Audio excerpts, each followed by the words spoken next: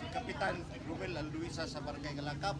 Dunay bag-ong gi-turnover nga galingan sa maestro sa Gala. Kinsa kani ga-turnover ani Kap? Ang kuan tagadar yun. Sa Dargin siya. Gihatag sa asosasyon sa kuan mo kaning Karpa. Dunay asosasyon ng Gala. Na Dayon, nimo tanaw sa may ikatabang ni dako ba di ikatabang sa maguma? kana dugay na mo ning pangandoy nga galingan sa Gala kay aron ang mga taga Barangay Gala dili na mo adto sa lain nga lugar sa Mastanggop ari sa Bongbong Samis dili na mo adto kay naa naman dayon ang galingan. So kana karon nalipay may kay naa gyud karon naabot gid sa Barangay Gala gikan sa dar ng ahensya. So download paingon gid sa mong asosasyon sa Little Gala. Ang inyong asosasyon sa Gala dugay ni? Dugay-dugay na. Dayon kaloy sa Dios karon na grasya ning abot kamo na nang naanggalingan nga amo ang gipangandoy. Unsa man inyo ni ipangayo sa Amo ang gibuhat na nga kuan kada mag-meeting may gabuhat mi ana og kanang proposal unsay amo ang kinahanglanon sa barangay sa ana nga asosasyon. mo ba yung isubmit na mo di kadar.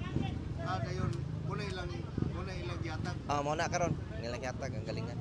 So, ang gibutangan ani kinsa man building. Lahan ni sa presidente amo sa asosasyon.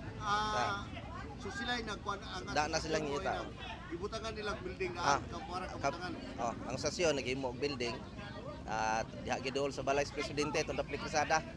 Dayon mao na nang butangan dayon sa kuan o kanang galingan sa kuan na mais So sa ang tanang tao dito ron ato na magpagaling.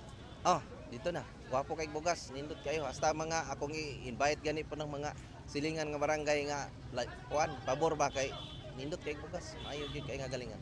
Unsay pa maagi sa kuan ani? Pagbayad.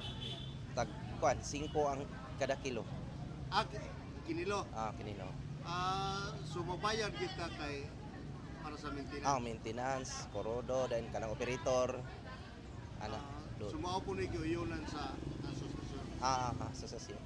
Okay, kanalan siguro Kap. Mensahe nimo Kap ni.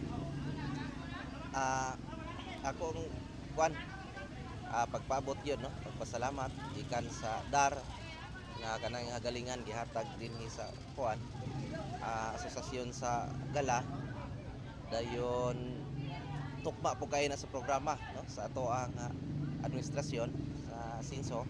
So ako ipasalamat yun po no labi na sa mga karsada nga gihuman sa Gala kamulo na karon na po nga gihimo tong trabaho tong wala pa masiminto. So pabor kayo sa mo ang galingan no. Pasalamat yun ko sa ato ang hardworking gobernador Atty. Henry Waminal nga diin naghatag dako nga pondo para diha sa Barangay Gala o ang ato asad nga pinalangga nga congressman Ando siya pod daghan kay nga ditabang pod sa mga proyekto diha sa Gala nga labi na ginakarsada da ako kay siya gihatagan na. By the way, katong kasada nga gikan dun sa Diguan padung dito ana ro dapit. Mao na karon sugdan na og trabaho. Trabaho na pod. Sugdan na nanang ikwipo dito. Dili na lang layo panigikan diri sa Ubos. Dool na dayon mo konekta na dayon kadang taga Malinaw, Labinay, konektor na diri na dayon sa Gala. Dool naman kayo na magpagaling. Kay mo simento naman puna. Itrabaho naman ni. Trabaho na. Sa atong asenso. Unsa lay project mo ron? Kana nga karsada. Kana nga kasada Taada ko kay na. Karon 2026. Duha na ka kilometro kapin. Mao na lang na mutok Mo ato na paingon sa galingan. Mukuha na. Mo connect na dito. Connect na dito. Okay. Sa ato ang kuan Asinso Pinoy Partiles ato ang congressman nga butan kayo. Congressman Atty. Indi sa ato ang mayor na mo naaragyan pod kanunay nato sa nagtabang pod sa tong barangay Mayor Atty. Sam Puentes. So tanan mga konsyal sa syudad ato ang Vice Mayor Binere. Ako ipasalamatan ang tanan nga nakahatag yun og kanang dako kay nga kalambuan sa Barangay Gala. Okay? Salamat kay Kap. Salamat kay Si Kapitan Romel Alduisa sa Barangay Gala. Sa atong pasalamatan sa paghatag og higayon.